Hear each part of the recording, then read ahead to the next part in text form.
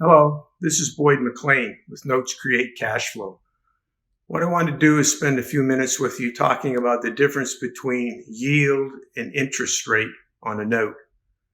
If you buy a note, it indicates on it what the interest rate is. It could be 3%, 5%, 10%. That's different than the yield. What the yield is what you pay for it and what your return is. So if you have a note, it could be a first position note performing, and you buy it at 80 cents on the dollar, then what you need to do is get a hold of a financial calculator and figure out what your yield, because your yield and interest rate are different. One of the things I would suggest you do is go to Amazon.com and get this book, Investing in Debt by Jim Napier.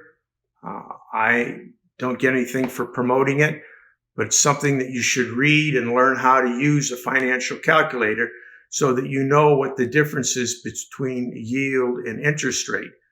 Also, it's very important if you have a note or you're going to buy a partial on a note and you want to know what kind of a yield you're going to get, so you can put it into a calculator and figure it out so you're not undercutting yourself. So here again, you have a yield and interest rate. They're two different animals as far as a note is concerned, and you need to learn what the difference is. Here again, Boyd McLean, notescreatecashflow.com. Below this should be a place where you can get a hold of me either by phone or email, and I'd be more than happy for you to reach out. Thank you, and make it a nice day. Hello, this is Boyd McLean again. I hope you enjoyed this video. We put a lot of information here that causes everything in your life to get better.